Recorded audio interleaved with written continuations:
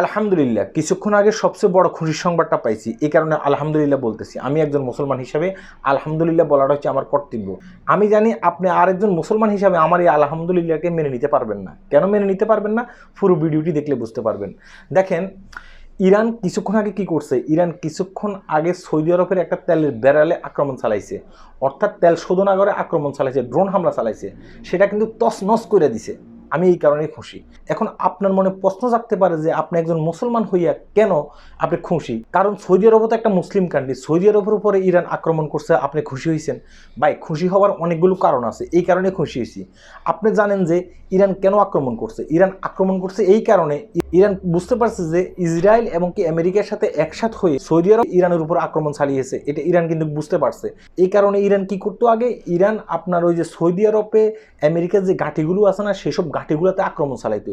এই বিষয়টা বুঝতে পারার পরে তারা আর ঘাঁটিতে আক্রমণ চালাচ্ছে না, তারা চালাচ্ছে কোথায়? সৌদি আরবে কোথায় তেলের খনি আছে, তেলের খনি দেখে দেখে কিন্তু এখন ইরান আক্রমণ চালাচ্ছে। এই কারণে আমি সবচেয়ে বেশি খুশি।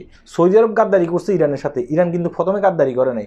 সৌদি আরবের মতো একটা মুসলিম কান্ট্রি আর একটা মুসলিম কান্ট্রির সাথে যোগ না দিয়ে তারা যোগ দিছে কার সাথে? তারা যোগ দিছে আমেরিকার সাথে, তারা যোগ দিছে আপনার ইসরায়েলের সাথে।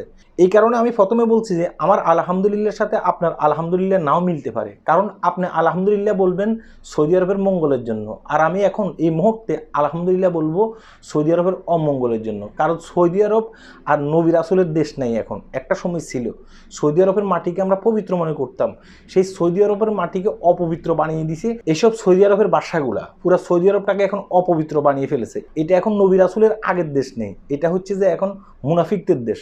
কথা কি বুঝতে পারছেন? সৌদি আরব কখনো বাইরের কান্ট্রির মানুষকে তারা মানুষ মনে করে নেই, কখনো মানুষ মনে করে নেই। তারা এই যে আমরা যারা সেখানে কাজ করতে যাই, আমাদেরকে সবসময় আজনবী মনে করে। আপনি কি কখনো একজন মুসলমান হিসাবে সৌদি আরবের কোনো একটা মেয়েকে বিয়ে করতে পারবেন? বিয়ে করতে পারবেন না। কেন পারবেন না?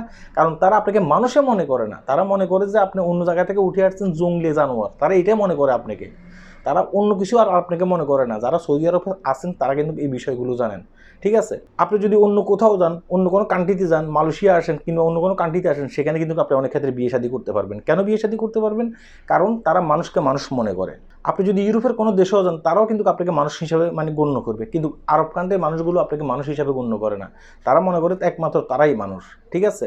আল্লাহ তাআলা যে তাদেরকে তেলের ভান্ডার দিয়ে দিছে, এই তেলের ভান্ডার দেওয়ার কারণেই কিন্তু তারা কিন্তু বেঁচে আছে। হ্যাঁ, নয়তো তারা বেঁচে থাকতো না। তারা যেভাবে জঙ্গলি জানোয়ার, তারা অনেক আগেই কিন্তু মারা যেত। অথচ এখন দেখেন, তারা কিন্তু তাদের অস্তিত্ব রক্ষার জন্য তারা ধর্মটাকে নষ্ট করে ফেলতেছে। তাদের অস্তিত্ব রক্ষার জন্য তারা কি করতেছে? আমেরিকার মতো একটা কান্ট্রিতে গিয়ে তারা কিন্তু মিলিত হচ্ছে। তারা অস্তিত্ব রক্ষার জন্য তারা কিন্তু আপনার দেখা গেছে ইহুদিদের সাথে মিলিত হচ্ছে। আর আপনি এখানে বসে বসে সৌদি আরবের জন্য দোয়া করতেছেন। সৌদি আরবের বিপক্ষে কেউ যদি কোনো কথা বলে, আপনি এখান থেকে প্রতিবাদ করতেছেন। আমাদের বাংলাদেশে দেখলাম যে মিছিল মিটিং হচ্ছে। হ্যাঁ, ইরানের উপরে কেন ইসরায়েল এবং কি আমেরিকা আক্রমণ করলো, মিছিল মিটিং হচ্ছে আমাদের বাংলাদেশে। হ্যাঁ, আমাদের বাংলাদেশে এই মিছিলটা একবারও হচ্ছে না। সৌদি আরব কেন ইসরায়েল এবং কি আমেরিকার সাথে যৌথ উদ্যোগ করলো, এটা নিয়ে কোনো মিছিল মিটিং আমাদের দেশে হচ্ছে না, প্রতিবাদ সভা হচ্ছে না।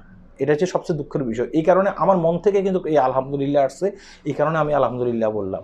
আমি জানি আপনি আমার সাথে একমত হতে পারবেন না, আমি জানি হতে পারবেন না, কারণ আপনার ভিতরে এখনো জ্বলতেছে। আপনি এখনো মনে করতেছেন যে সৌদি আরব একটা পবিত্র দেশ, এখনো সেটা মনে করতেছেন, কিন্তু আমার ভিতরে এখন আর জ্বলতেছে না।